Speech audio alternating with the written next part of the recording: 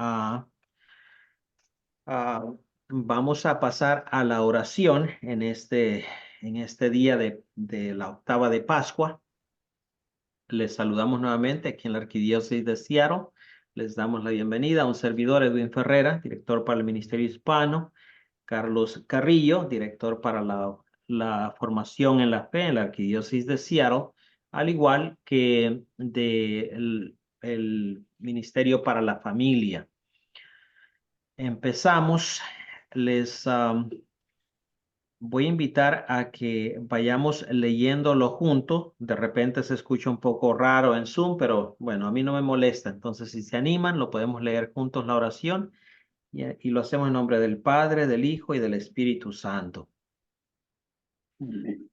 Dios de De infinita infinita misericordia, misericordia, tú tú que que enviaste a tu enviaste a Hijo tu Hijo resucitado resucitado a a salir salir al al al encuentro encuentro de de los los encuentro de los discípulos de discípulos de Emaús, Emaús. concédenos concédenos hoy hoy un Hoy un un espíritu espíritu espíritu misionero. misionero misionero, y Envíanos a envíanos a salir salir al al encuentro encuentro de de de nuestras nuestras nuestras hermanas hermanas hermanas y y y hermanos, hermanos, hermanos, a a caminar caminar junto a junto a a ellos ellos ellos en en amistad, amistad, amistad, a a escuchar escuchar sus escuchar sus sus tristezas tristezas tristes y y y alegrías alegrías alegrías con con con compasión, compasión, compasión, a a proclamar tu proclamar proclamar tu tu palabra con palabra palabra con con valentía, valentía, valentía, para que para que que puedan puedan puedan reconocerte de reconocerte reconocerte de nuevo de nuevo nuevo en en la la en la fracción del fracción fracción pan. del del pan. pan.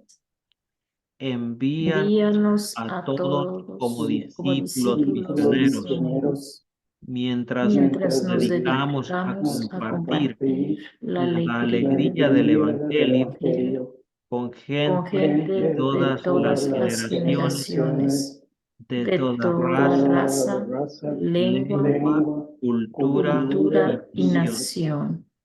Te lo Te lo Te pedimos pedimos pedimos desde desde nuestros desde nuestros corazones corazones corazones ardientes, ardientes, ardientes, llenos llenos del llenos del del Espíritu Espíritu Espíritu Santo, Santo, Santo, en en en nombre nombre nombre de de de nuestro nuestro nuestro Señor Señor Señor Jesucristo, Jesucristo, Jesucristo, por la y por la amorosa amorosa amorosa intercesión intercesión de intercesión de nuestra nuestra Santa de Madre, Santa Santa Madre, Madre María María de María de Guadalupe, Guadalupe, Guadalupe, estrella de la estrella estrella de de nueva la nueva evangelización. evangelización. evangelización. Amén. Amén. Amén. En nombre del Padre, del Hijo y del Espíritu Santo. Bueno, pues miren, nuevamente, bienvenidas, bienvenidos. El taller lo va a estar facilitando el señor Carlos Carrillo, a quien ya todos ustedes conocen. Tenemos la bendición de tenerle aquí en la Arquidiócesis de Seattle como el director de la formación en la fe. Como lo dije hace un momento, Carlos es educador por profesión, entonces tiene mucho que aportar y que pues regalarnos en este tema de los métodos, las técnicas de estudio. Su experiencia es de más de 30 años ya en ministerio, entonces no es únicamente las técnicas de estudio, sino las técnicas de estudio al estudiar dimensiones de nuestra fe, en los estudios que nos ayudan a crecer en nuestra fe. Bueno, pues toda esta parte de las ciencias humanas, de metodologías de estudio, nos ayudan a podernos beneficiar más de estas oportunidades. Y esa es la esperanza de que este espacio nos sirva para eso. Pueden hacer sus preguntas en vivo durante el taller. Yo voy a estar monitoreando también la función del chat para quienes prefieran escribir sus preguntas. Y pues nada, sin más, les dejo en las manos de Carlos. Bienvenida, bienvenidos a todos. Muy bien, muchas gracias, Edwin, por la invitación y también el diálogo que hemos realizado, porque sí, ya llevamos muchos años dando talleres aquí en Arquidiócesis y pues algunas personas, nosotros asumimos que las personas que están participando tienen una metodología, un buen sistema, pueden aprender, etcétera. Mas como no es un estudio universitario, realmente no nos habíamos puesto a considerar que quizás ya era necesario dar esos elementos importantísimos para la formación. Y conforme ustedes van viendo que ahora sí ya Edwin, el obispo Elizondo, el diácono Eric Page y un servidor, así como el mismo arzobispo y las hermanas, hemos estado platicando ya por varios tiempo en el sentido de que necesitamos que la comunidad latina ahora empiece a formalizar su formación. Y ya no queremos solamente que tengan diplomas de la arquidiócesis o certificados de la arquidiócesis o de la región, que no tiene ninguna validez ni, ni peso dentro de las universidades. Así que por eso queremos empezarles a dar esos elementos que a ustedes los pongan al mismo nivel que cualquier estudiante que termina la preparatoria o tiene ya su licenciatura, puesto que entrar en una universidad ya es otra historia. Nosotros todavía somos condescendientes, les exigimos, mas no los obligamos en una universidad o le echas ganas o no le echas ganas y no sobrevives todo lo que los requisitos que se te piden en todas las clases que se te dan. Así que entonces, a partir de aquí, nuestra metodología va a cambiar un poquito, puesto que antes si hacías tarea, bueno, pues la hacías. Si no la hacías, pues, excepto por la certificación, y si no la hacías, estaba bien. Si faltabas una clase, bueno, todavía te dábamos un poquito de oportunidad y hasta te dábamos chancita y todo. Decíamos un 80% de asistencia y con eso te damos el diploma, pero queremos ya empezar a profesionalizar un poquito la función. Ahora, no nos olvidemos, nuestro obispo Elizondo siempre nos ha dicho, no queremos gente de mucha cabeza, queremos gente de mucho corazón.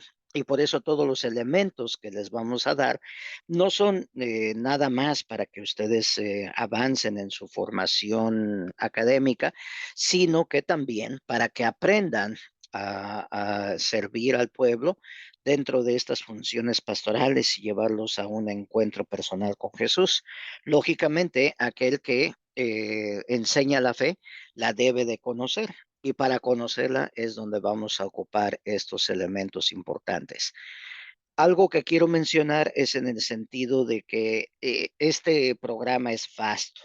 Yo me puedo pasar 5 o 6 meses en esta cuestión. Puedo traer o podemos traer personas especializadas que nos enseñen las metodologías más auténticas, la formación o la educación de adultos, técnicas para presentación, etcétera. Entonces, hay múltiples temas que nosotros podemos realizar. Así que el día de hoy es un pequeño intento, no es exhaustivo. Por ejemplo, yo tengo preparadas 20 técnicas, no creo que nos alcance el tiempo, entonces solamente preparé 10 para empezar así a llevar un sistema. Si ustedes sienten que esto es de gran utilidad, les despierta el interés, piensan que podemos seguir adelante dándoles más clases de este estilo, pues entonces nos dicen al final para ver cómo podemos realizar ya un programa un poquito más estructurado, que no sea tan seguido, pero que sí sea al mismo tiempo teórico y con ejercicios prácticos para que ustedes ya puedan ejercitar esto. Uno de los temas que yo estoy pensando es la lectura de comprensión, pero para hacer lectura de comprensión tenemos que leer, tenemos que repetir, tenemos que examinar si de veras comprendieron el mensaje, etcétera. Entonces, eso es, por ejemplo, uno de los temas que tenemos pensado para adelante. Solamente entonces, esta manera de introducción. Pero para la clase de hoy tenemos aproximadamente hasta las 8:30. Ya saben que a mí me gusta terminar a tiempo, comenzar a tiempo, terminar a tiempo. Esto es muy importante. Así que en este sentido, vamos a ver qué es lo que tenemos preparado para hoy. Bueno, lo primero que quiero decirles es que aprender a estudiar va a requerir de una metodología y de una disciplina cuya finalidad sea la de facilitar la concentración del estudiante durante el proceso de aprendizaje. Uno de los fenómenos que estamos viendo con la formación de adultos es que el adulto está muy ocupado. Tiene su trabajo, tiene su familia, tiene sus amigos, tiene sus funciones, tiene sus hobbies, tiene un montón de cosas que en muchas ocasiones no nos ha permitido realmente enfocarnos en el estudio. Sobre todo yo lo entiendo para las madres de casa y de familia, y a veces son madres solteras o uniparentales. Entonces se les multiplican las actividades, etcétera, y se les hace muy difícil realmente separar un tiempo para poderse concentrar en eso. Y ustedes, que son las madres de las parroquias o tienen una función de ministerio hispano o de alguna pastoral, ustedes saben que supuestamente están contratadas para 30, 40, 30, 32 horas, pero viven ahí en la parroquia, casi no salen. Entonces, por eso es bien importante que tengamos todos estos elementos para ver cómo podemos buscar esos momentos en que podemos concentrarnos. ¿Cuál es el objetivo? Lo que queremos entonces es conocer diferentes métodos de estudio y aplicar estas técnicas de la vida personal. Primero, ojalá que ustedes aprendan a retener información con mayor facilidad, a priorizar el tiempo de estudio de una manera más organizada y tercero, administrar su tiempo eficientemente para conservar la motivación. Así que estos son a grandes líneas los objetivos que tenemos para esta clase. Al final, podemos revisar qué es lo que han aprendido y si realmente se cumplieron estos objetivos. Para esto necesitamos revisar de nuevo y reconocer cuál es tu forma de aprender, ya que todos aprendemos de una manera determinada y esto funciona de acuerdo a nuestra herencia, nuestra personalidad, nuestro carácter, nuestro temperamento, nuestras emociones, nuestras motivaciones. Todo esto entra dentro de función de la manera como nosotros aprendemos. Por lo tanto, recordemos las tres formas más comunes que hablamos casi siempre de la manera de aprender. Una es aprendiendo tomando notas, otra es observando imágenes o viendo videos, y la tercera podría ser usando los sentidos como la vista, el tacto, el oído o una combinación de todos ellos. Y por supuesto, la psicología y también la pedagogía nos habla de los estilos de aprendizaje generales. El primero es el visual. Como su nombre lo indica, es la forma de aprendizaje visual en el cual nos basamos en relacionar imágenes con conceptos o ideas. Los mapas conceptuales son un buen ejemplo de ello y es la forma de aprendizaje más común entre las personas. Palabras que tú utilizas cuando tienes este estilo predominante es que siempre dices, enséñame, mira, ves, etcétera. Entonces, eso quiere decir que tú aprendes de una manera visual. Cuando estamos dando clases nosotros, o tú también, si eres formadora de la fe o formador en la fe, lógicamente tienes que conocer cómo enseñar a este tipo de estudiantes de una manera que capten y les sirva lo que tú les estás dando. Por eso utilizas efectos visuales, utilizas el PowerPoint, utilizas manualidades, fotografías, etcétera, para que las personas vean los conceptos que tú estás enseñando.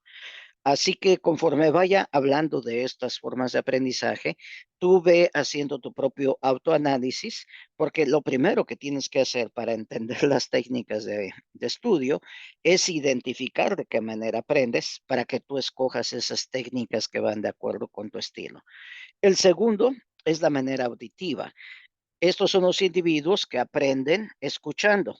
Suelen retener información de forma eficiente al recordar expresiones orales. Si bien no es tan eficiente como en medio visual, al momento de relacionar conceptos, sí es de gran importancia estudiar temas como los idiomas, la música, etcétera. Esto las hermanas y yo observamos a los estudiantes y cuando nos dicen, oiga hermana, o escuche, etcétera, o dígame, ya quiere decir que esa persona es auditiva. en cierto momento, cuando hay mucha distracción y mucho ruido, este tipo de personas pierden muchos de los conceptos porque no escuchan bien lo que se está dando. Si el micrófono no está bien, si el audio en el espacio donde se está no está bien adecuado, o simple y sencillamente las palabras no se proyectan y no llegan a esta persona auditiva, realmente esta persona no aprende. Así que, ¿cuáles son las expresiones que me dices? A ver, dime, ¿qué dijiste? ¿Me puedes repetir? Déjame escuchar. Déjame poner atención. Entonces, estas personas realmente están siendo mayoritariamente utilizando el oído para captar la información. En muchas ocasiones leen en voz alta para escucharse a sí mismas y poder ejercitar esta manera de aprendizaje. Y la otra es la más difícil, la kinestética.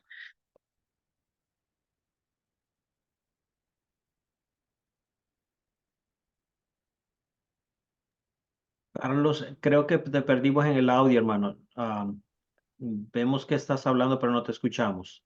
Justo ahorita, cuando empezaste a hablar sobre la parte kinestética, todavía no te escuchamos. Mientras trabaja en lo del audio, Carlos, el recordarles de que pueden agregar sus preguntas en el chat o pueden también hacerlas en voz viva, ¿verdad? A ver, no sé si se le acabó la batería, ¿Me Carlos. escuchan? Ahora sí ya. Adelante. Perfecto, excelente. Entonces, estábamos hablando de la manera kinestésica, que es en español. Este sistema se encuentra basado en el movimiento y el tacto. Por ejemplo, el manipular herramientas o instrumentos, el caminar mientras se recita una cierta información.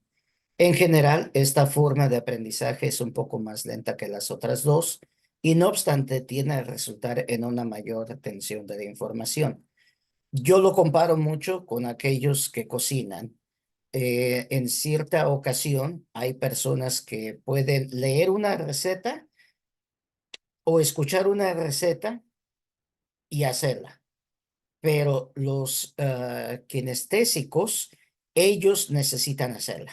Es decir, a mí nomás dime qué le pongo, empiezo a mover la harina, la bato, agarro la masa, hago la forma, la tengo que sentir, la tengo que cocinar, la tengo que probar y entonces eso es con el aprendizaje que se toma. Cuando estamos dando clases, por ejemplo, de sacramentos, estas personas van a aprender más si tú les das agua que tocar para el sacramento del bautismo, le das el aceite para el sacramento de la confirmación, etcétera, y dejas que esas personas vayan haciendo su catequesis. Si alguno de ustedes está familiarizado con la catequesis del buen pastor, lógicamente ellos son bien kinestésicos porque hacen su atrio y dentro del atrio enseñan todas las características de lo que es la catequesis en sí, todos los elementos de nuestra fe y lo van aprendiendo de esa manera, utilizando todos los sentidos y todas las inteligencias. Bien. Si ya te identificaste con tu estilo de aprendizaje, entonces, pues podemos decir que la mayoría de las personas suele utilizar alguna de ellas más que otras. Es decir, todos tenemos de los tres y lo manejamos. Hay personas que están muy equilibradas y aprenden de las tres maneras, entonces para esa persona no se le dificulta el estilo de un profesor. Pero digamos que hay un profesor que solamente da un discurso, un sacerdote que viene y te da una ponencia sobre la teología del sacramento de la reconciliación y te echa un rollo de 2 horas. Para el auditivo, wow, Eso es el paraíso, está concentrado, está enorme. Y el visual se queda ya a los 10 minutos, ya se perdió porque pues no hay nada que ver, solamente ve al profesor y pues no es muy atrayente, etcétera. Y el kinestésico, pues lógicamente, pues ya se pone aquí a jugar con la tierra, el lápiz o lo que tenga a la mano, se distrae porque necesita estar ocupado. Entonces, esto es bien importante que nosotros tengamos estos elementos para considerarlos. Si nosotros somos profesores o vamos a dar temas, es bien importante ver que así como a nosotros necesitamos que se nos ajusten las enseñanzas de acuerdo a la manera como nosotros aprendemos, ustedes como catequistas y sobre todo con los niños, hay que aprender a aplicar estas técnicas de estudio y pueden identificar la forma de aprendizaje de sus alumnos para que entonces tengan mucho más eficiencia y mucho más impacto y efecto en las otras personas. Muy bien. Así que vamos a ver el primer tipo de técnica de estudio o a manera general es el más o menos uno de los que se utilizan bastante. Y es lo que le llamamos el subrayar. Esto casi en América Latina es muy utilizado desde la primaria. Es decir, siempre nos dijeron que trajéramos un bicolor. ¿Se acuerdan de esos lápices que tenían azul y rojo? Tenía dos puntas, entonces marcábamos y subrayábamos cosas. Teníamos plumas rojas. Aquí en Estados Unidos somos más sofisticados. Bueno, chance ahorita ya en América Latina ya los marcadores ya son más famosos, ya los tienen más a la mano, pero es lo que se usa, ¿no? El marcador, el marcador, el marcador. Y esto consiste en resaltar las ideas más significativas del texto y podemos utilizar diferentes colores con la importancia del punto que representan. Así que esto nos ayuda a concentrarnos porque mientras estamos leyendo, formamos ciertas características y vamos identificando aquellas ideas que nos resuenan mucho más. Yo les he dicho que la Biblia se tiene que subrayar. Muchos de mis estudiantes se espantan. No, ¿cómo? Si está bien bonita, es un libro sagrado, etcétera. Pues sí, pero la Biblia es un libro de estudio y lógicamente, de acuerdo con lo que se nos está dando, pues la Biblia tiene que tener bastantes colores dependiendo del texto que utilices para cierta temática que tú tienes. Entonces, el amarillo puede ser para el bautismo, el anaranjado para la Eucaristía, etcétera. Entonces, no tengamos miedo. Lo que no tenemos miedo, yo creo que son como yo, que soy medio codo, que no quiero gastar en otra Biblia. Pero bueno, pues es que eso es lo importante. Si queremos estudiar, tenemos que utilizar esto y utilizar el subrayado. ¿Por qué lo pongo así de una manera separada de los otros sistemas? Pues porque es el más sencillo, es el más adecuado y esto es muy importante para nosotros, aprender a subrayar. No sé si ustedes han tenido la experiencia con alumnos suyos o con ustedes mismos que empiezan a subrayar y terminan subrayando toda la página. Entonces, pues no se trataba de eso, porque entonces tu concentración se va a perder entre tanta información. Así que lo subrayado tiene que ser una línea, una frase, una oración, etcétera, pero no toda la página, porque si subrayas toda la página, entonces no estás utilizando una técnica adecuada. Simple y sencillamente sigues sobreabrumado. El primer método que te quiero ofrecer, no sé, nos enseñó mucho en la secundaria y en la preparatoria, allá por los 80, y este es un método que fue utilizado en Italia por uno de los estudiantes que no podía concentrarse, no podía terminar con sus asignaturas. Y entonces Francesco Cirillo, es el autor de este método. ¿Cuál es este método? Me encanta porque nos habla de un cronograma, ¿no? Parece que pomodoro es como un jitomate allá en Italia, o una fruta, no sé, es un vegetal o fruta que se utiliza. Entonces, ¿en qué consiste esto? consiste en dividir el tiempo de espacio o de estudio en plazos de 25 minutos, los cuales son denominados pomodoros. Es un método en el cual tú planificas, defines las tareas que vas a realizar en tu día, te enfocas en estos 25 minutos y silencias todas las distracciones. No teléfono, no televisión, no niños, no casa, no perro, no radio, no televisión, no nada. 25 minutos. Trabajas en el cumplimiento de tus tareas y lo importante de este método, fíjate, es que descansas tomando un tiempo de 5 minutos entre cada pomodoro. Normalmente eliges 4 pomodoros y vas a descansar 20 minutos. Si dedicas entonces cierto tiempo, esto es una de las maneras como nosotros podemos organizar esto. ¿Cuáles son las reglas? La primera es de que estos pomodoros se van a encontrar separados por intervalos de descanso que también tendrán una duración establecida, la cual será incrementado luego de cada pomodoro. Para la persona que siempre en su vida ha sido impuntual, que no tiene control sobre el tiempo, esto es un buen principio para tú controlar tu tiempo. Es decir, ejercer una disciplina que te ayuda a la puntualidad.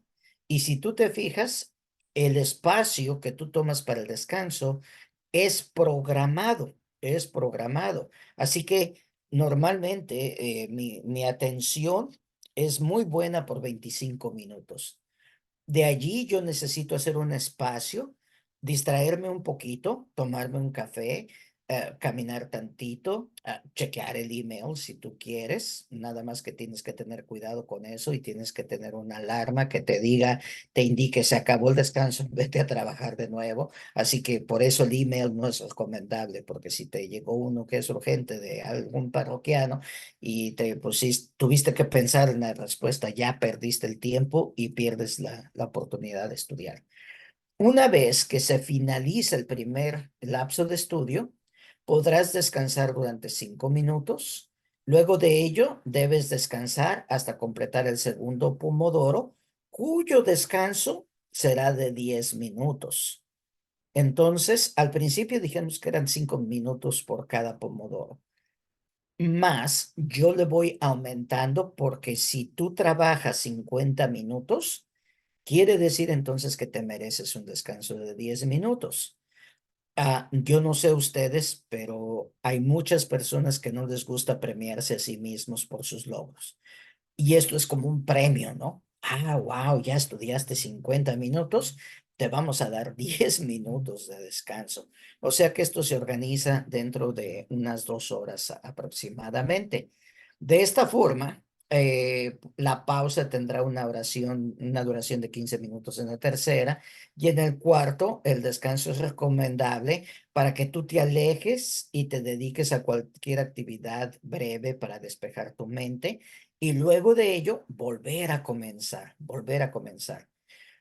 Para esto solo necesitas un reloj, una alarma, un cronómetro en el teléfono, pues ya ahorita el teléfono sustituyó muchas cosas, más lo más difícil, la voluntad y la disciplina para respetar el tiempo de estudio como los descansos. Imagínate entonces en la parroquia, lógicamente se te va a hacer casi imposible. Yo recomiendo jamás estudies en la parroquia porque dices, bueno, es que tengo esta tarea, me dejaron esta asignatura, entonces me lo voy a llevar a la parroquia y cuando voy hasta llegar temprano para librarme de todas las llamadas y todas las distracciones. En cuanto llegas y te ve el padre, no te va a dejar en paz. Por lo tanto, te le tienes que escapar, ¿sí? O simple y sencillamente cualquier persona que entra a la oficina ya sabe que estás ahí y te va a ir a interrumpir. Así que por eso entonces tienes que buscar en tu casa un lugar privado, tienes que buscar un espacio que sea sagrado y que nadie te moleste, donde tú puedas decir, este es mi tiempo de estudio, necesito concentrarme, así que me disculpan, pero por este momento me les desaparezco. Bien, ¿cuáles son los beneficios de este método? Es una calidad de concentración más alta, al ser un periodo de tiempo relativamente corto, va a permitir forzar a concentrarse de una forma más efectiva. También es una mejor manera de gestión del tiempo, porque estableces bloques de tiempo muy precisos y sabes llevar exactamente cuánto tiempo le vas a dedicar a cada labor, sea estudiar, elaborar un informe. Por ejemplo, ya cuando estás en la universidad y que tienes que escribir un reporte, o yo que tengo que hacer mi carta de noticias, por ejemplo, las hermanas son testigas. No saben, bueno, más o menos saben cuándo lo hago, porque cierro la puerta y no dejo que nadie me distraiga.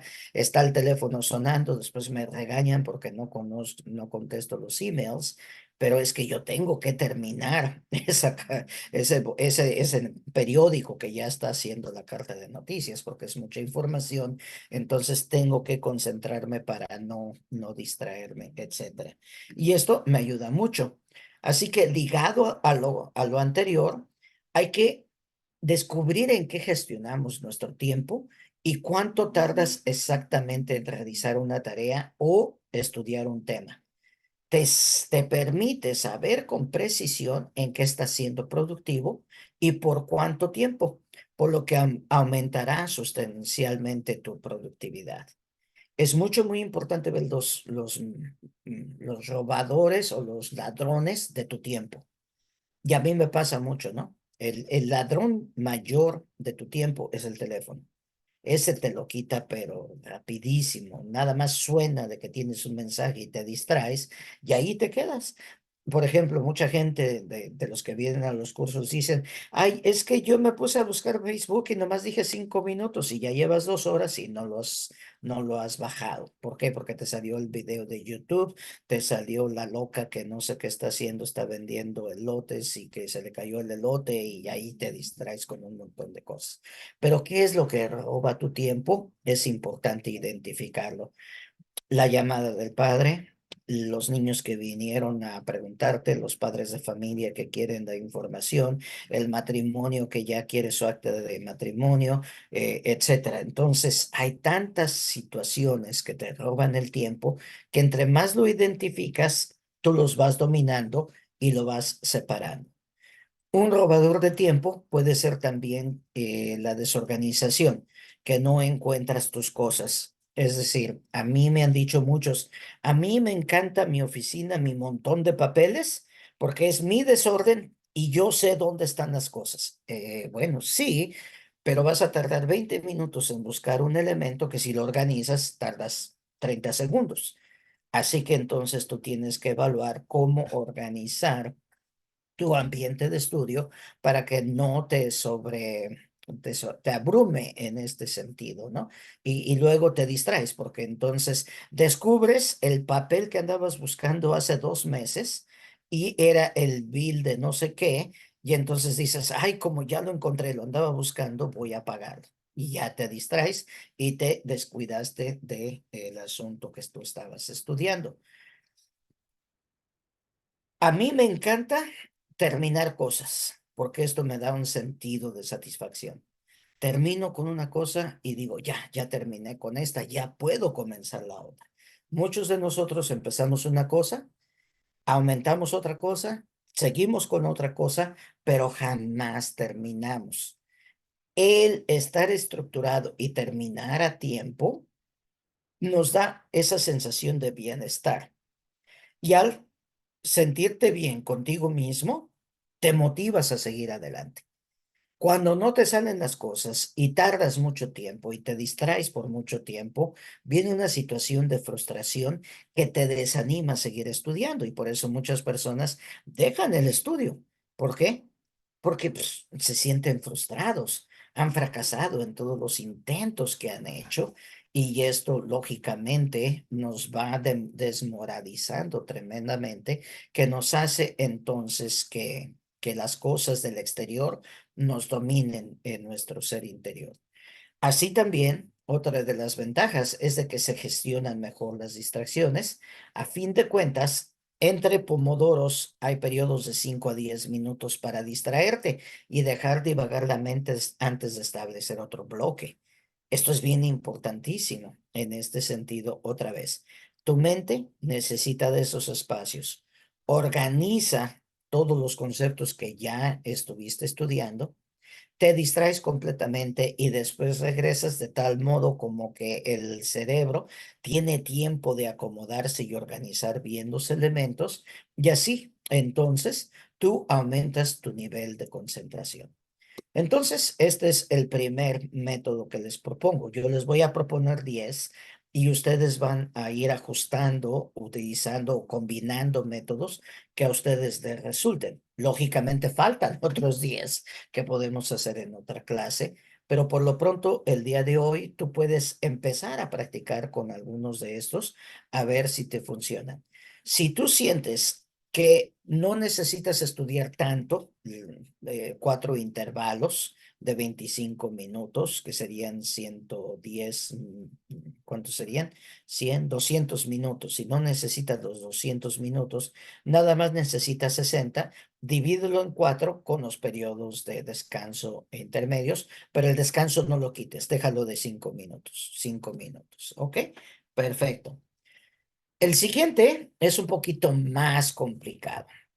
Este se llama el mapa mental. Para los visuales, esto es el paraíso, es lo más satisfactorio que encuentran, porque es una herramienta de estudio bastante útil. ¿Y en qué consiste el mapa mental? Consiste en un diagrama que se utiliza para representar ideas, palabras, dibujos, imágenes, entre otros elementos que se relacionan a una idea o concepto central. Digamos, entonces, que tú estás haciendo algunos de los elementos. Aquí el tema central son los mapas mentales. Qué interesante. Y disculpen, se quedó el anuncio de la foto allí para decir que es válida. Pero entonces así viene. ¿Qué es lo que vamos a explicar el día de hoy? Vamos a explicar los mapas mentales. Entonces, establezco una flecha hacia arriba de un tipo de color y digo, ¿qué son? Entonces tengo que tener la definición de los mapas mentales, ¿sí? Tengo que tener su historia, tengo que tener su origen, quién fue el creador, ah, de tal manera que yo puedo ya definir lo que son los mapas mentales y puedo decir que es una memoria de grupo que de nuestra experiencia, ¿no? La memoria del grupo, nuestra experiencia, etcétera. Entonces, todo eso nos va haciendo los mapas mentales. Puedo escribir otra flechita donde ahora digo, bueno, ¿qué recursos se utilizan para hacer mapas mentales? Tengo que tener libros, tengo que tener herramientas que pueden ser en línea, ahora ya puede ser en la biblioteca, puede ser tarjetas, puede ser apuntes, pueden ser entrevistas que yo hago con los compañeros, etcétera. Entonces, todo eso me va a ayudar para la elaboración. ¿Para qué sirven los mapas mentales? Entonces es mi tercera flecha hacia la derecha.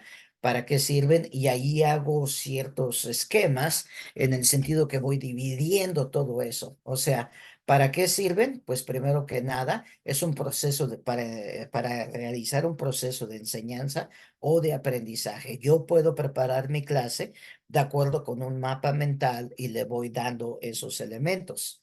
Eh, entonces puedo tener la formación, puedo organizar la información, puedo estructurar los contenidos, puedo exponer conceptos, puedo planificar, voy a desarrollar las actividades que voy a estar presentando, cómo estimular el aprendizaje de los demás.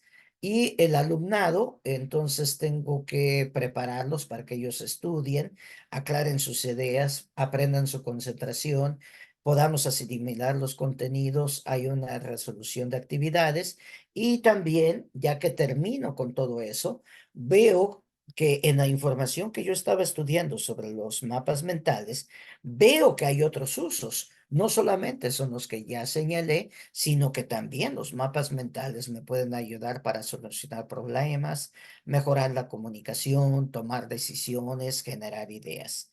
Es decir, si tú te fijas entonces, con este mapa mental de una manera breve, se va determinando y yo en mi cerebro voy metiendo esta información y estructurándola de tal manera que compartimentalizo y entonces se va estructurando en mi cerebro que se va quedando. Y por último puedo desarrollar, y si ustedes se fijan, el color rojo se dice que es más atractivo para la memoria. Entonces, ¿cómo se hacen? Para mí no es tan importante la teoría, para mí lo más importante es cómo se hacen, dime lo práctico, y por eso utilizo el color que a mí más me ayuda a la memorización. Bueno, pues se puede hacer con una elaboración básica a través de un video, a través de herramientas, a través de flechas, a través de líneas, a través de simple y sencillamente puntos ¿cómo se llama? Una flecha intercalada, etcétera. Y ahí la llevamos. Y luego hay que ver las normas generales de cómo se hacen estos mapas. Este mapa está muy sencillo porque solamente tiene 4. Los ingenieros, los matemáticos, los biólogos, los ingenieros, te van a tener un mapa tan complejo que te abrumas, pero si lo vas distribuyendo por pequeñas secciones, se te facilita el conocimiento. Así que si a ti te parece que te gustarían los mapas mentales, pues entonces vas a entrar a identificarte con uno de los elementos y métodos más eficaces para extraer, organizar y memorizar la información, siendo una técnica de estudio muy, muy popular. A mí me encantaba hacer esto en los exámenes finales. Nada más que después me di cuenta que el mapa mental me ayudaba mucho a sacar dieces, pero no realmente a recordar la información por largo plazo, sino que yo tenía otro compañero que sacaba 8s o 7s, pero él recordaba la información por más tiempo. Yo era buenísimo para los exámenes, más al mes o a la semana ya se me olvidaba todo lo que había estudiado y él recordaba porque le echaba otros métodos de estudio más sofisticados y repetía muchas más veces, así que le interiorizaba mucho más de lo que yo aprendía de una manera muy pronta. Estos mapas mentales son de gran ayuda al momento de repasar los puntos claves sobre un tema, porque te va a permitir resumir ideas más importantes a través de palabras clave, abreviaturas, dibujos, signos, códigos, entre otros. Nos hemos hecho un poquito flojos con la computadora y también con el teléfono y lo digital. ¿Por qué? Porque ya casi no utilizamos la escritura. A mí me da horror. A veces escribo notas y no me llevé la laptop a una junta y escribo notas y cuando llego a mi oficina no entiendo qué escribí. Son garabatos de doctor. Es decir, que ya mi práctica de mi escritura se está deteriorando.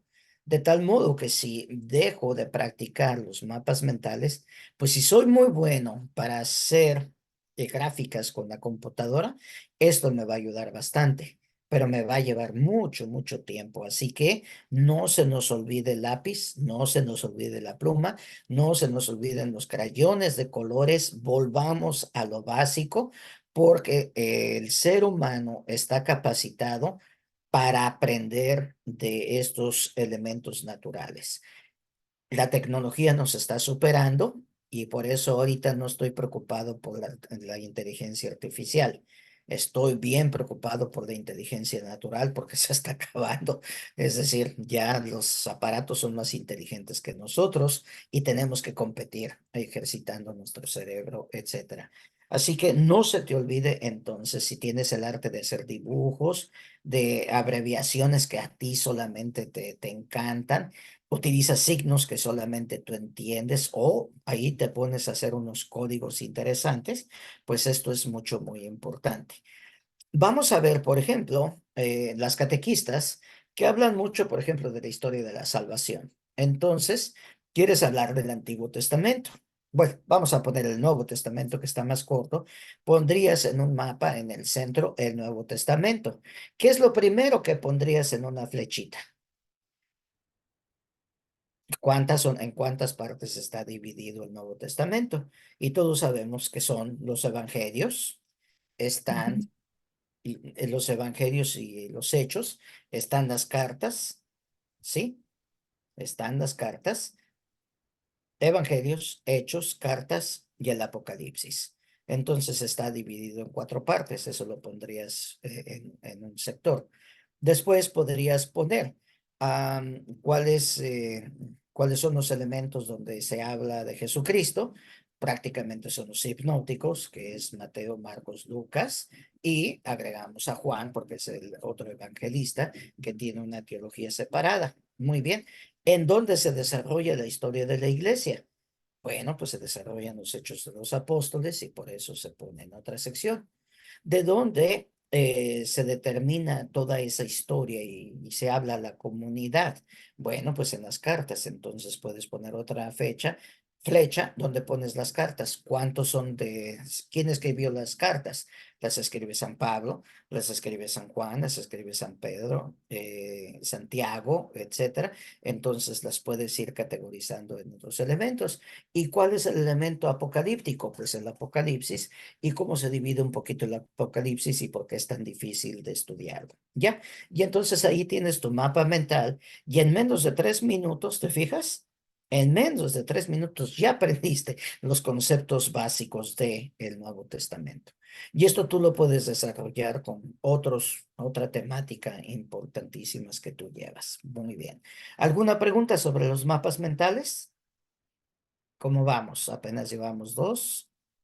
Perfecto, excelente. No quiere decir que tú tengas que seguir este esquema de esquemas Pues, mentales. Tú lo puedes hacer, como te digo, con flechitas derechitas, lo puedes hacer con una flechita y una cajita. Tú sabrás cómo lo haces. Muy bien. Carlos, perdón, me parece que por ahí había una pregunta. A ver, yo vi como que me estaban dando el thumbs up, pero a lo mejor me equivoqué. Javier, ¿tienes alguna pregunta? ¿y Oh, por acá, a ver. me escuchan? Sí, Sí, adelante. Rosalba. Sí, como cuando íbamos como entre paréntesis o menos y que Carlos, no Te, sé si tú puedes te escuchar a cortaste Rosalba, yo la mucho, escuché Rosalba. cortada. ¿Puedes repetir la pregunta, por favor? híjole, es que no tengo buen. Sí, decía que no, decía que se me hace que el mapa mental o entre comillas o entre hacíamos como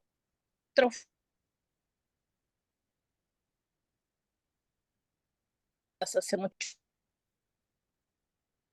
Sí, No pude entender bien el mensaje, pero si me esperas tantito a que hable de los esquemas, a lo mejor es a lo que tú te estás refiriendo porque escuché paréntesis.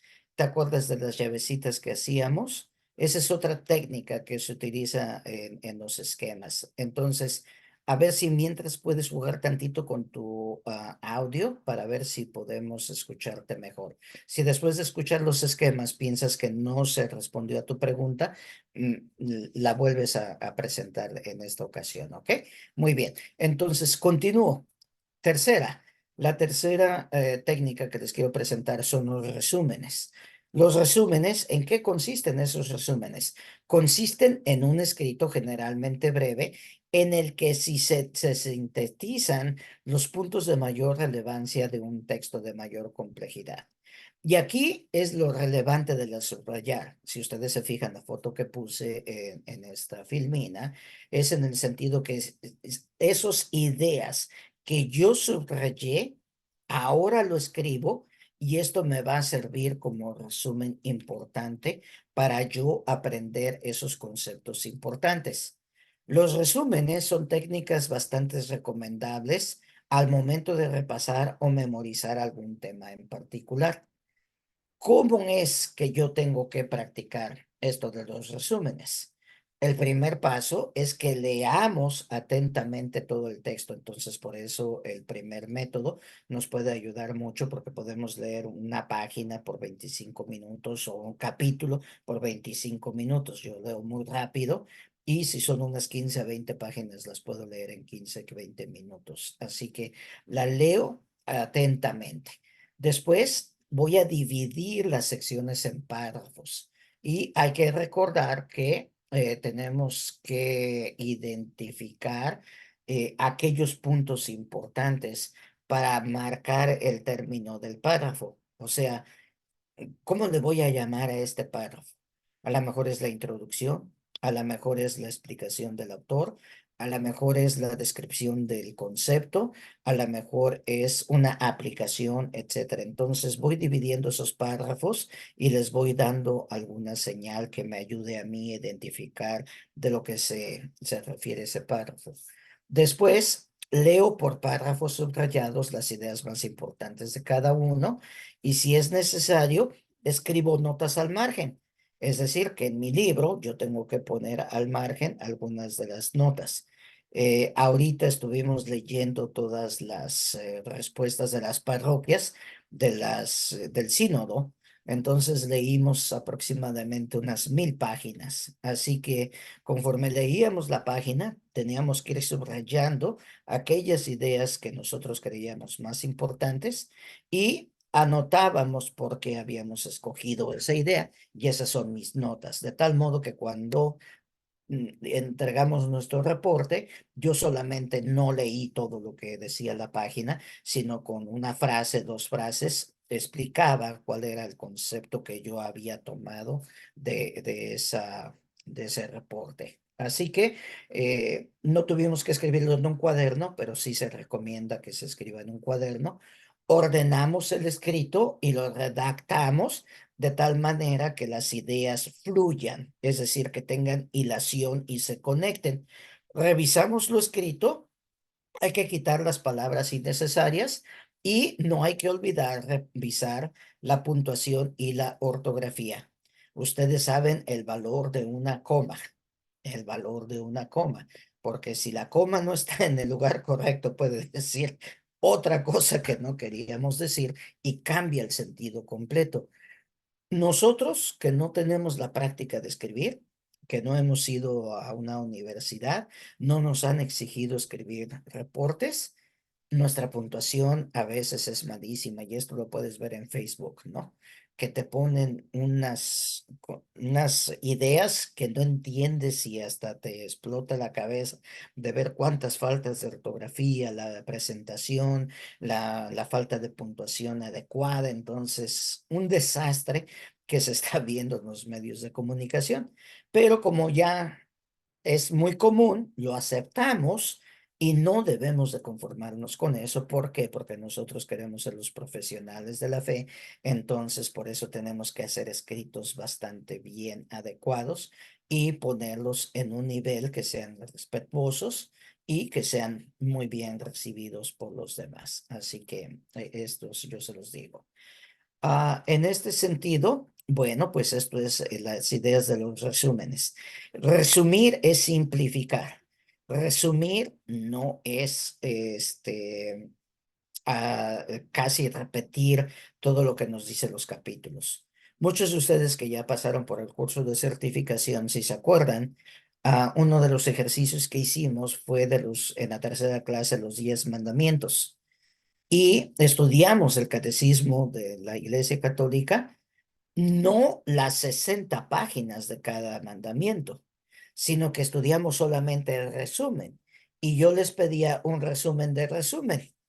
Y muchos, como ya era un resumen, me daban todo el resumen y ya leían todos los numerales de resumen. Y lógicamente, pues no servía el ejercicio porque realmente lo que yo nada más quería era que ustedes escribieran o expresaran aquellos elementos fundamentales y no teníamos tanto tiempo y eso roba tiempo para la siguiente temática que íbamos a presentar, etcétera. Entonces teníamos que correr. Así que por eso ustedes tienen que practicar esto de hacer resúmenes, que sean resúmenes, sintetizar sus ideas, etcétera. Muy bien. Número 4, listas. Al momento de aprender, es sumamente importante mantener eso, la organización. Las listas, así como cuando vamos a la tienda hacemos nuestras listas, consisten en ordenar los contenidos a repasar de acuerdo a las prioridades del estudiante. De esta forma se pueden definir el orden en que se desea estudiar los temas y seguir una secuencia mucho más ordenada y menos estresante. En muchas ocasiones, Edwin se los puede decir, ¿no? Él acaba de pasar por su doctorado y yo me imagino que en una semana a lo mejor 3 maestros le dejaron 3 asignaturas. Entonces, tenía tanto que hacer que no sabía realmente qué definir o cómo definirlo. Entonces, si él haría una lista de prioridades, tengo que hacer esto primero, luego esto y luego esto y luego esto, entonces se enfoca en la primera, que es la prioritaria, porque quizás es la más urgente e importante, y la otra, la de abajo, pues a lo mejor es importante, pero no urgente. Se puede esperar un tiempo después, etcétera. Entonces, hacer una lista, por ejemplo, en tu día, tú haces un calendario, las listas de tus actividades, o simplemente a ver qué se te presente y ahí llegas a la oficina y a ver, ahí haces tu esquema, etcétera. Entonces, bien importante hacer listas y que las listas tengan lo importante y lo urgente arriba para que tú no te dejes llevar por lo menos importante, porque a veces gastamos mucho tiempo en esas cosas que no son importantes. Y aquí va, Rosalba, a ver si esto era lo que te estabas refiriendo, hacer esquemas. Los esquemas son representaciones gráficas de distintos conceptos o ideas que guardan relaciones entre sí, distinto del mapa, del mapa mental, porque el mapa mental nos lleva a estructurar las ideas. En esto, realmente lo que queremos nosotros es ver cómo se relacionan las ciertas cosas. Si ustedes se fijan en el primer esquema que tengo aquí, es un esquema que nos habla según su significado de la lengua de las palabras. Entonces, vamos a ver las monosémicas que tienen un único significado, por ejemplo, anciano. Las polisémicas, que tienen varios significados, como el banco, ya que es un banco para guardar dinero, un banco para sentarse. Sinónimas, que tienen el mismo significado, como la pelota y el balón. Las antónimas, que tienen diferentes significados, son contrarias, lo bueno y lo malo. Las homónimas, que tienen la misma pronunciación en estructura y distinto significado, como hecho o hecho, que son dos palabras distintas. Las parónimas, que es su pronunciación o se pronuncian de forma similar, como especial o espacial, entonces se escucha casi igual. Y aquí es donde yo veía las flechitas, los paréntesis, etcétera, donde nosotros podemos desarrollar un esquema de flechas. Si ustedes, nosotros trabajamos mucho con la Biblia y el Catecismo de la Iglesia Católica. Por lo tanto, si ustedes van a dar una preparación sobre el sacramento del matrimonio, digamos, y ustedes ven que el Catecismo de la Iglesia Católica para el matrimonio tiene aproximadamente no recuerdo bien, Berenice, quizás unas 60 páginas o más sobre el sacramento. Entonces, yo puedo, si voy a realizar varios temas, 4 temas o 5, para preparar a las parejas, ¿cómo organizo mi metodología? Eso es uno. Segundo, algunos de ustedes dan clases de Biblia. Bueno, entonces, si estás dando clases de Biblia, ¿cómo puedes organizar los sinópticos? Entonces, puedes comparar, ¿no? En cierto sentido, ciertos textos en los cuales son similares en los 3 evangelios. Tienes a Mateo, tienes a Marcos y tienes a Lucas. ¿Cuáles son aquellos textos o escenas o parábolas, etcétera, que se relacionan y se identifican en los 3? ¿Cuál aparece en uno? ¿Cuál aparece en 2? Aquellos que están estudiando palabra y misión de sinópticos, pues ven que utilizamos algunos de estos esquemas en nuestras presentaciones, etcétera.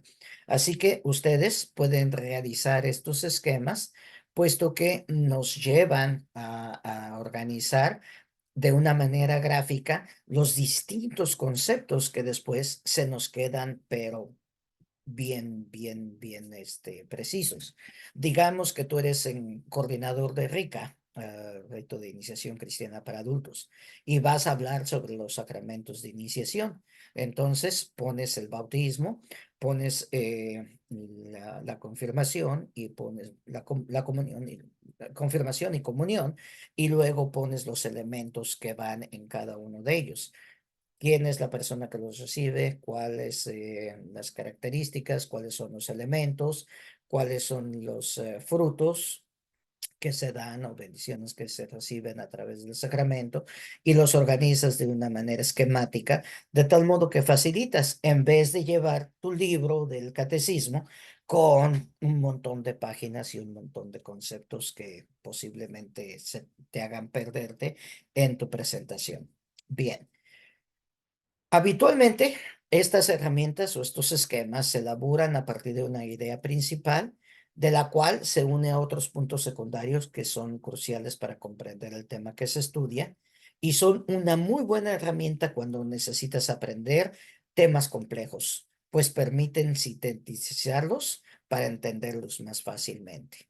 Hablamos mucho de la moral, el acto humano. Entonces puedes realizar un esquema sobre el acto humano en el sentido cómo lo divides, cuál es lo fundamental, cuáles son los elementos que se necesita. Así es.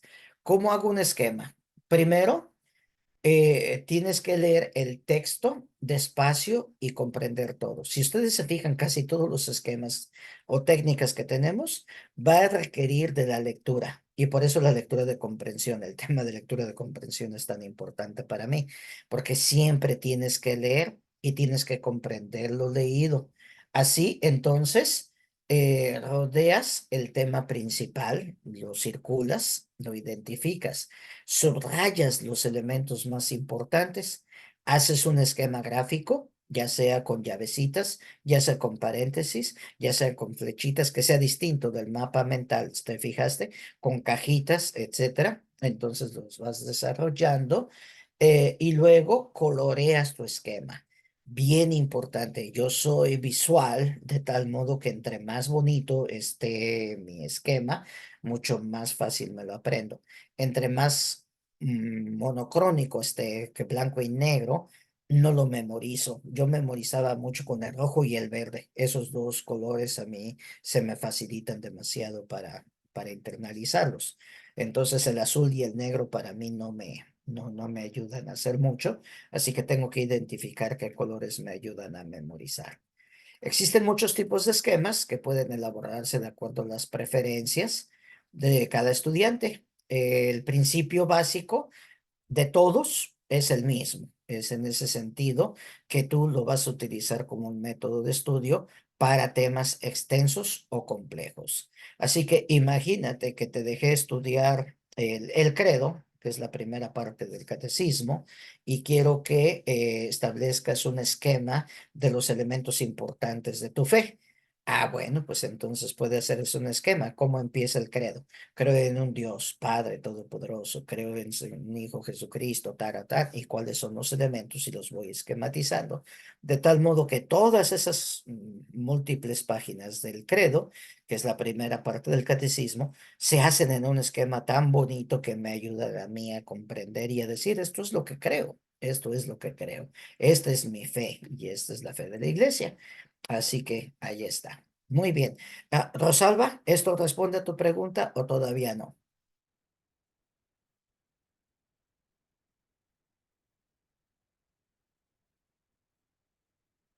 Rosalba, ¿me escuchas?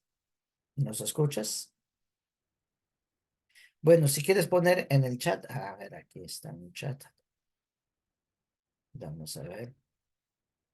También puede escribir su pregunta. Ok, creo que Rosalba no pudo escribirla, pero vamos a esperar. Entonces, vamos a seguirle y después podemos regresar y tener más preguntas y respuestas. Bien, el sexto, el cuadro comparativo. Los cuadros comparativos, igual que el esquema, son herramientas que permiten realizar una comparación entre dos o más elementos de manera gráfica y organizada. De esta manera es posible vincular ambos conceptos y definir sus principales similitudes, diferencias y características.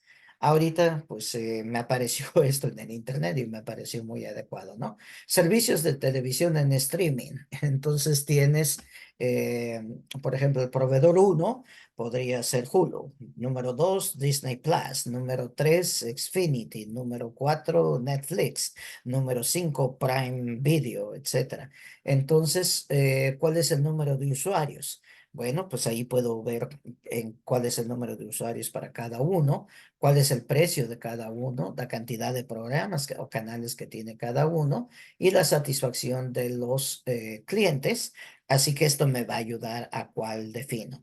Tipos de teléfono, iPhone, o tipos de servicio, Verizon, T-Mobile, AT&T, etcétera.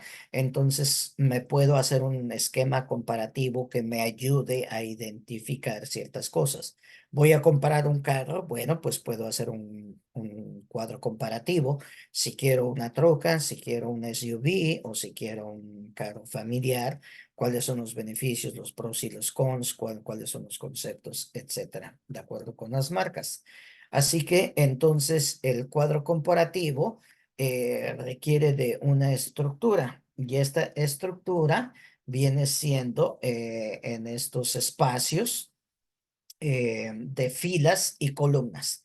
Es muy importante que tus columnas identifiquen aquellos elementos que tú quieres establecer. Y luego, lo que es importantísimo de estos cuadros comparativos y la ventaja más importante es en el sentido de que cada uno de ellos nos va a ayudar a eliminar y a apuntar los distintos objetos que se desea comparar. Así que por eso se requieren dos. ¿Para qué nos sirven estos cuadros comparativos? Primero, nos ofrece una lectura muy ordenada en la que se exponen con claridad los puntos que se desea comparar.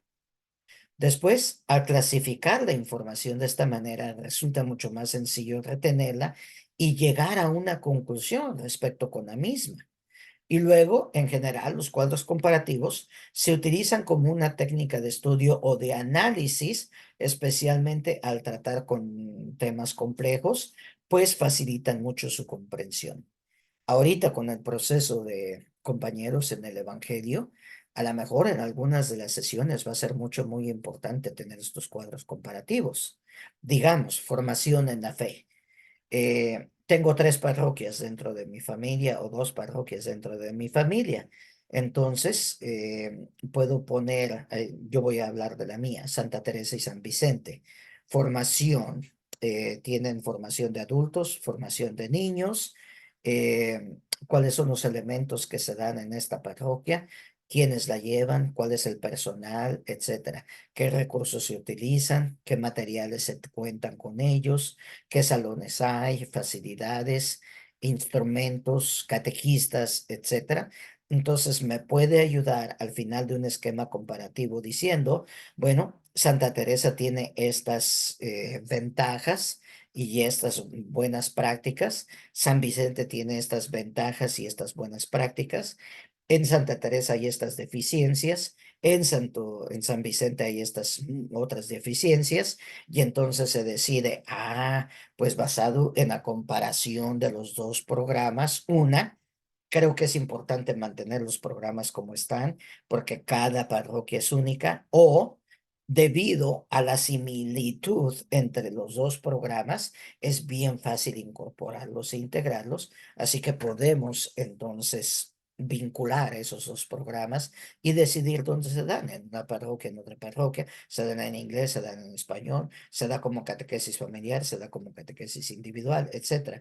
Entonces yo creo que los cuadros comparativos les van a ayudar mucho en estos 3 años de plan estratégico. Solamente les estoy dando aplicaciones de acuerdo a la realidad que estamos viviendo para que tengan un poquito más de impacto en ustedes. Luego tenemos lo que se llama realizar ejercicios. Al momento de realizar ejercicios, se pasa de la teoría a la práctica. Esta técnica de estudio es muy útil para habituarte a los desafíos que pueden presentarse al momento de realizar test o exámenes disminuyendo de esta forma los efectos del estrés y favoreciendo el desarrollo de la memoria activa. Es decir, practica, practica, practica. Haz ejercicios prácticos, haz ejercicios prácticos. Identifica cómo puedes tú realizar estos ejercicios. Sobre todo, este método es muy recomendable porque brinda a los estudiantes una experiencia previa que les permite desempeñarse de manera satisfactoria durante las pruebas y los exámenes. ¿Qué quiere decir? En ese sentido, pues te agarras a un conejillo de Indias y normalmente son tus hijos o tu pareja. Así que, o tu mejor amigo, o tu mejor compañero, o tu compañero de trabajo, te lo sientas y empiezas a practicar aquello que tú quieres ejercitar. Entonces vas a dar un tema que jamás has dado a los sacerdotes, porque te pidieron ahora que expreses y des tu opinión acerca sobre el rol del laico en la parroquia. Entonces, híjole, ¿cómo le hago? Voy a hablarle a los sacerdotes y van a estar los PAs de 3 o 4 parroquias, a lo mejor del decanato. Tengo que practicar en inglés porque la presentación es en inglés. Nunca he dado una clase en inglés. Entonces, practica, practica, practica, practica, practica, practica, practica. Ejercítalo, ejercítalo, ejercítalo. Esto, entonces, es un método muy recomendable y te impide improvisar. Número 8, porque ya vi que ya me está faltando tiempo, entonces tengo que avanzar un poquito más rápido. Número 8, explicar el tema. Explicar el tema que se estudia, tanto a uno mismo como a otra persona, es una de las mejores maneras de aprender. Yo siempre les he dicho, nosotros les enseñamos, pero ustedes van a aprender enseñando, porque cada vez que las hermanas o yo damos algún tema, por muchos años que llevamos haciendo los temas, lógicamente vamos creciendo en nuestro conocimiento y purificamos los temas, porque en cada grupo que se los damos, nos ayuda a ampliar el conocimiento y a entender, a tener nuevos elementos que integramos. El estudiante debe haber alcanzado una conclusión con respecto al tema y contar con un elevado nivel de entendimiento sobre el mismo. Es decir, explícale un tema a alguien y que te lo repita. Si aquella persona que también fue tu conejillo de Indias para practicar el tema, te lo puede explicar y te revela realmente lo que estás diciendo o haciendo, ya la hiciste. Entonces te sientes seguro y dices, ahora sí puedo exponer el tema. Bien, cuando tú expones el tema, reafirmas tus conocimientos y tienes la oportunidad de obtener un punto de vista diferente del tema o de generar incógnitas que quizás no habías podido alcanzar por medio de otras técnicas. Entonces tu pareja te dice, no te entendí nada de lo que estás diciendo. Utilizaste unas palabras que jamás había escuchado. A ver, barajéamela más despacio. ¿Qué es esto? ¿Qué es aquello? ¿Sí? Y como entonces aquella persona quiere comprender lo que les estás diciendo, tú reafirmas esos conceptos que tú dabas por asentados, pero después te diste cuenta que no los tenías bien concentrados, bien memorizados, bien entendidos. Nosotros utilizamos mucho la tipología bíblica. Entonces, ¿qué es la tipología bíblica? Le hablas a una persona de la parroquia y le dices, por lo tanto, sí, hoy aprendimos sobre la tipología bíblica. Te va a decir, ¿qué es eso de tipología? ¿A qué tipo te refieres? ¿De quién hablas? No, pues entonces tú tienes que referirte y le das la frase de San Agustín, que es la que aprendimos en el curso de certificación, etcétera, y entonces vamos avanzando. Bien. Número 9, leer en voz alta. Esto te permite reafirmar los conocimientos adquiridos. Al aplicarla, la información no solo será captada por los ojos, sino también por los oídos. Si eres auditiva, esto te va a ayudar demasiado. Resulta bastante útil al momento de escribir artículos, resúmenes o ensayos. Es decir, escribes tu resumen, tu ensayo, etcétera, lo lees en voz alta y dices, no me gusta cómo suena. Así que lo voy a revisar, voy a borrar ciertas cosas, voy a quitar esta frase y empiezas a reafirmarlo de nuevo.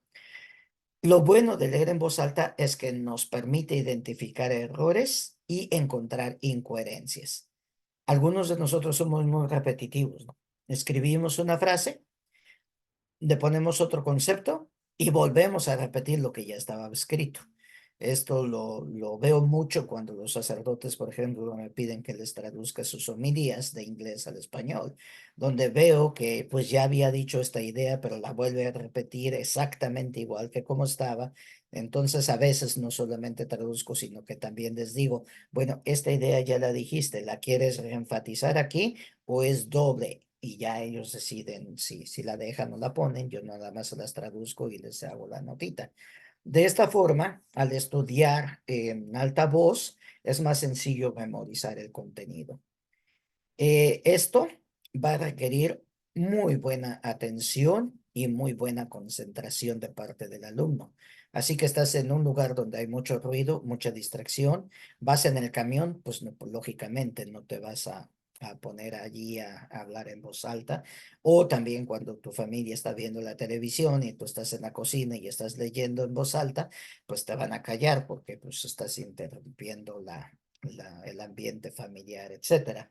El padre tiene una junta importante con una parroquiano que está bien enojado y tú estás leyendo tu tema en voz alta, pues te va a decir, oye, discúlpame, pero bájale, bájale, bájale. Entonces, no son buenos los lugares son muy importantes para esto.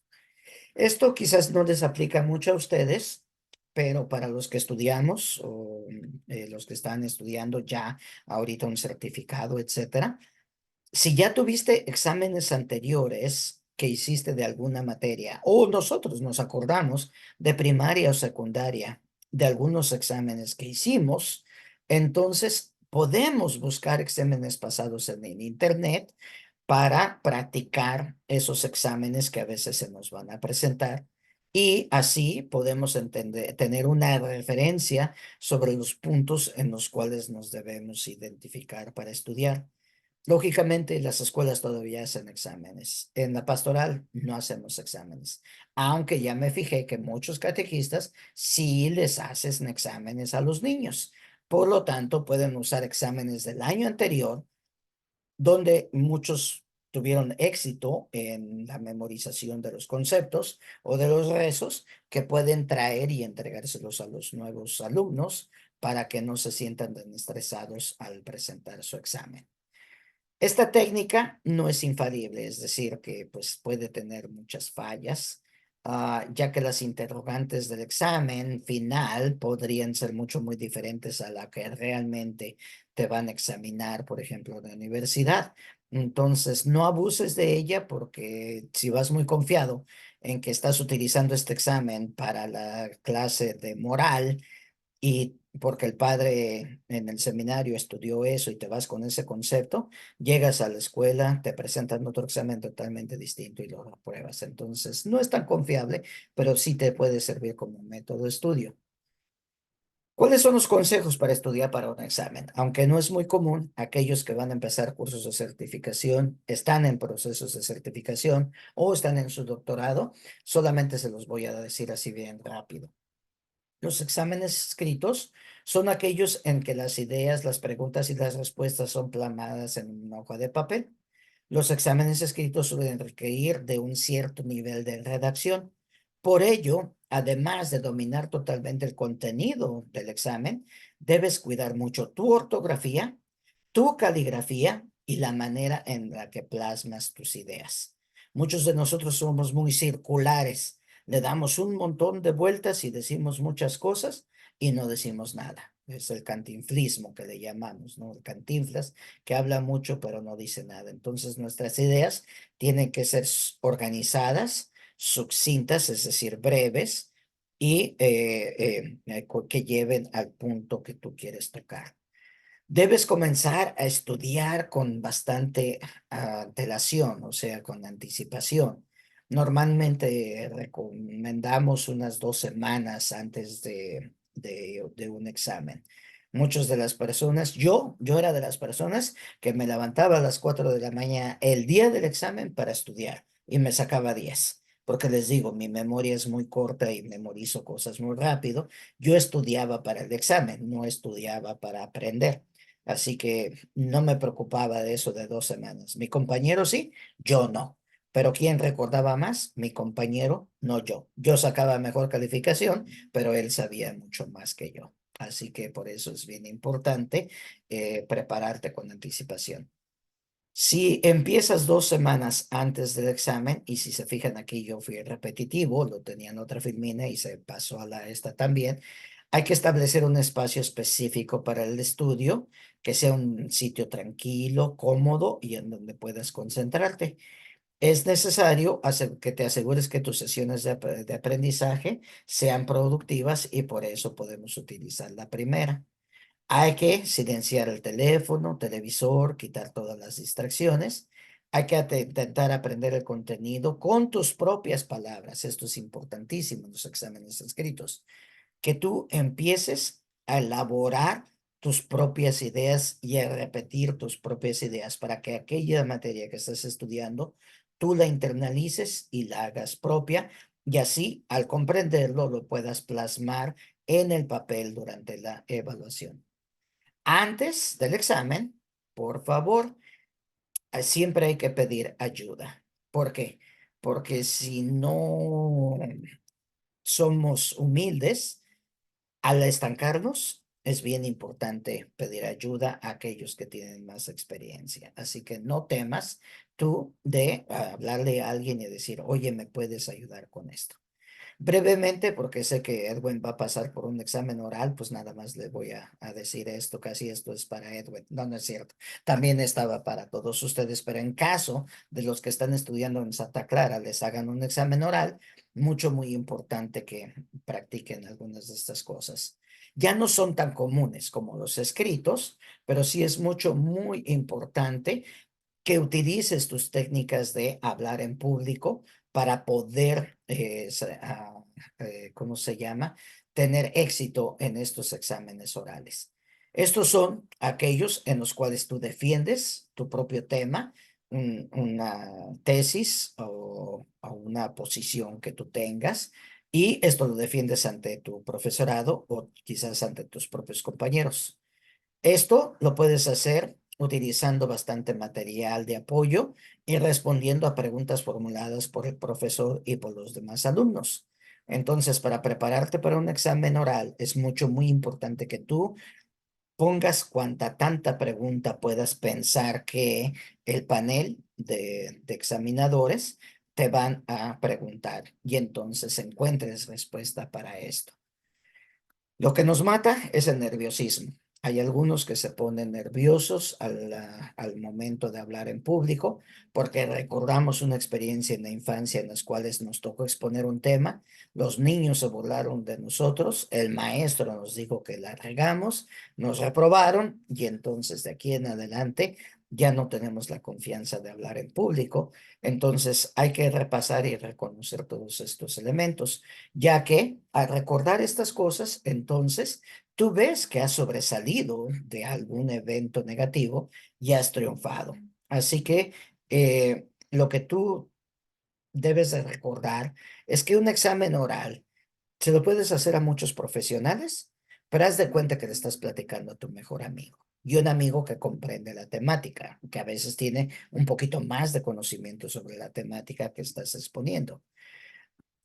Regla número 1, no intentes memorizarlo todo. Un error grandísimo. Muchos se quieren memorizar la página, todo el párrafo, etcétera. No te lo memorices tal como aparece en el material de estudio, en el libro, en los apuntes, etcétera, sino porque esta estrategia, aunque parece eficiente, tiene una desventaja importante. Si te olvidas de una frase, te olvidas de una palabra, te olvidas de una línea, te pierdes completamente. Así que por eso es muy importante que lo que tú hagas es comprender el tema y y memorizar solamente aquellas ideas y conceptos que son muy elementales, etcétera. Por ello, para prepararte para los exámenes orales, tienes que desarrollar los puntos que comprende la asignatura de estudio con tus propias palabras y al hacerlo garantizarás un entendimiento profundo de la materia la cual nos permitirá responder a las distintas preguntas sin dudar y explicar el tema con seguridad. Así que tú debes saber que estás hablando como un experto, que realmente dominas la materia. Y a veces es una faceta que ponemos, ¿no? Porque a lo mejor no estamos tan seguros de ciertos conceptos, pero ante el examen tenemos que demostrar que estamos seguros en lo que estamos dando. Bien. Recomendaciones: puedes grabar tu propia exposición. Tienes que estudiar todas las lecciones que comprenden el tema. Si no estás muy seguro de cómo responder a una pregunta, pide un momento para organizar tus ideas. Todos tenemos esa oportunidad. A ver, esta pregunta requiere para mí, pensando un poquito de un momentito, organizas tus ideas, la formulas y tratas de no repetirte nuevamente o decir algo que no va de acuerdo con el tema. Asegúrate de tener un buen tono de voz y un lenguaje corporal apropiado. Entonces tienes que pararte firme, estar seguro, expandir tu voz, dominar el salón donde vas a estar. Si puedes visitarlo anteriormente es mucho mejor. Y recuerda que la evaluación oral es igual que hablar con tus propios amigos. Para mí esto me ayuda. Cuando doy clases, pienso que estoy en familia, que estoy con mis mejores amigos y entonces me siento seguro al exponer el tema, etcétera, porque esto me da los elementos importantes para salir adelante. Muy bien, me falta un minuto para terminar, así que pues yo les voy a mandar esta información por en PDF. Tengo, si alguien no se, bueno, sí creo que se han inscrito, se tuvieron que haber inscrito para poder acceder a esta presentación. Así que, Edwin, creo que se graban los nombres, ¿verdad? Y si no, yo los veo en una grabación, les paso lista y solamente se los voy a enviar el material a ustedes que asistieron. Los que no, bueno, pues entonces van a ver la presentación y ellos que lo vean a su propio paso. Bien, ¿preguntas? Hay una de Eduardo que pregunta él, ¿qué tal con los que estudian con música, Carlos? Perfecto. Si esa es una metodología que tú utilizas y te ayuda a la memorización, utilízalo, porque es tu estilo, es tu propio estilo.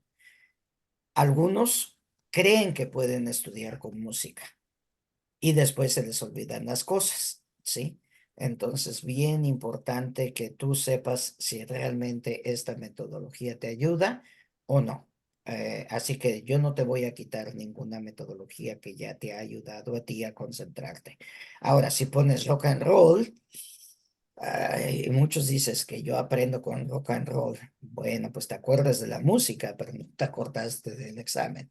Entonces, o de los conceptos de los que te están evaluando. Así que adelante, adelante. No hay ninguna técnica que sea 100% segura, sino que tú tienes que encontrar la que te ayuda a ti. Muy bien.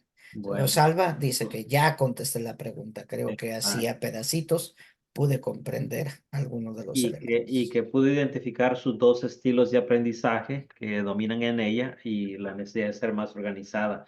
Berenice, creo que por ahí tenías pregunta, comentario, ¿me equivoco?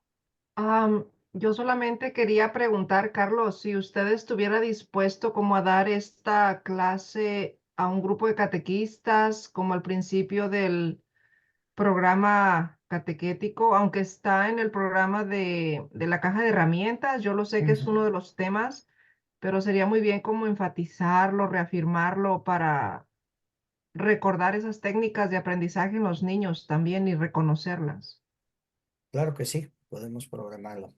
Y ¿verdad? no Luego sé nos si hayan ponemos de más. acuerdo.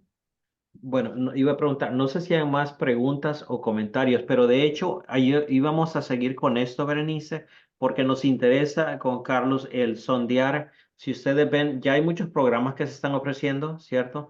Entonces, ustedes consideran que esto es algo que necesitaría tratarse a manera de programa, lo cual lo hace más, esa más profundidad, ya no es como ahora, una presentación de hora y media, buena, pero presentación de hora y media, ¿verdad? Como un programa, pues ya es algo más extenso, ayuda más a que las personas puedan ir asimilando la información, poniéndola en práctica.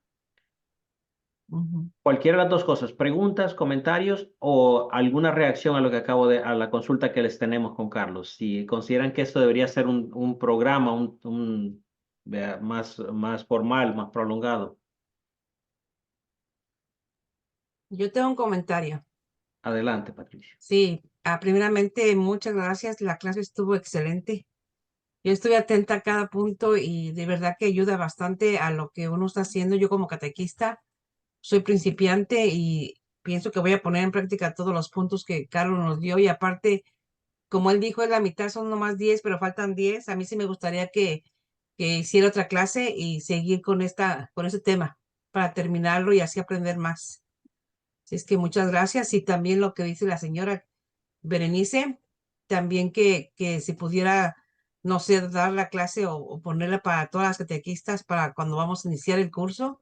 Así ya vamos con algo, o sea, todas juntas vamos ya viendo cómo se puede hacer la clase o cómo podemos dar la clase o por lo que ocupen los niños, más que nada para que aprendan.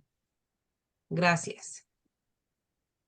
Gracias, Patricia. ¿Y lo verían entonces, esto sería algo presencial o sería algo como ahora, un taller tipo Zoom, quizá un poco más prolongado? ¿Qué es lo que sería más útil, Gaby?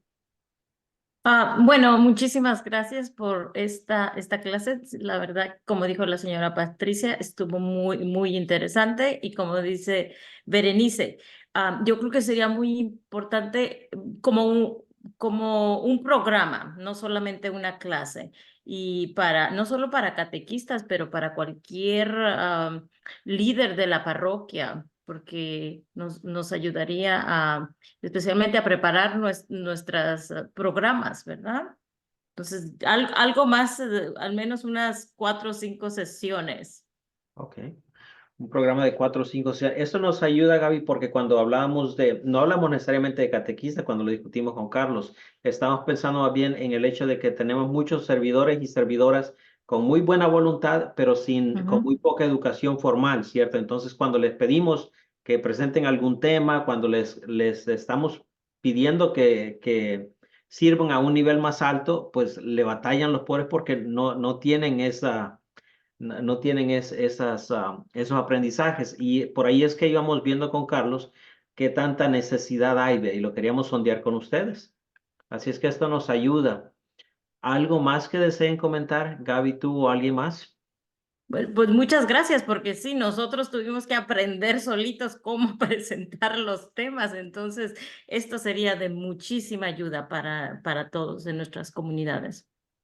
Gracias, Gaby. Yo Javier. tengo una pregunta, Edwin. Gracias, señor Carlos, por su tema tan interesante. Dentro de lo que estamos ahorita mirando, si se hiciera tipo programa, ¿qué posibilidades hay o está dentro del programa? ¿Cómo enseñarnos a hacer un esquema para prédicas? Por ejemplo, en mi parroquia me toca predicar en algunas ocasiones a catequistas, a servidores distintos o mismo retiros internos dentro de mi parroquia y parroquias circunvecinas de lo que es Portland y Vancouver, Washington. Pero yo tengo un estilo de programar mis temas, pero lo he aprendido empíricamente. No es que he recibido formación aquí con Edwin, he estado ya en varios años tomando cursos y clases, pero dentro de lo que usted enseña, señor Carlos, ¿hay algún esquema que en el futuro se planea hacer como para aprender a realizar temas para poder dar? Carlos. Yo creo que sí, es una de las temáticas que necesitamos presentar en cómo organizar una presentación de acuerdo con el objetivo y la audiencia a la que se le está presentando, porque no es lo mismo dar un taller que dar una reflexión, que dar un testimonio, que dar una predicación, etcétera. Entonces, son elementos distintos y lógicamente lleva su propio proceso. Así que, pues, como digo, la temática es vasta. Sería bueno que si ustedes nos escribieran un correo a Edwin dando las sugerencias de aquellos elementos que ustedes piensan que pudiera ser efectivo y sería necesario presentar, pues sería muy bueno. Por ejemplo, estoy trabajando con una profesora y pedagoga en el norte de Seattle. Ya lleva 40 años de experiencia en las escuelas y ahorita está utilizando mucho la metodología de aprender con la cultura y enseñar con la cultura. Entonces, la queremos invitar y la voy a invitar, nada más que está ocupada hasta junio, no va a estar disponible hasta julio. Pero es decir, también nosotros conocemos a personas que pueden compartir sus experiencias de acuerdo con metodologías que ellos utilizan. Así que hagan su lista de sueños, mándonosla y allí nos organizamos. Y Almícar tenía una pregunta, pero ya le contesté y parece que ya leyó la respuesta. Y sí, es que yo no puedo decir cuál método es mejor. Yo les presento los métodos y el que te trabaja con ese quédate, de acuerdo con tu estilo, tu personalidad y tu manera de aprender. Puedes utilizar uno, puedes utilizar 10, puedes utilizar 15, puedes utilizar todos los que se te den, pero siempre trata de utilizar el que más te resulte. Entonces ella decía, ¿es mejor leer en silencio o leer en voz alta? Pues te voy a decir, depende. Para mí es en silencio, pero para mi esposa es la voz alta. Entonces, si le digo, no, lee en voz baja, pues se molesta. Y si yo me dice, lee en voz alta, pues yo me molesto porque no me caigo muy bien cuando yo hablo conmigo mismo. No es cierto. Bien, Bueno, esa es broma nada más, ¿eh? gracias, Carlos. ¿Alguna pregunta, comentario más? A ver, familia. De lo contrario, voy a parar de grabar. A ver, vamos a poner parar de grabar.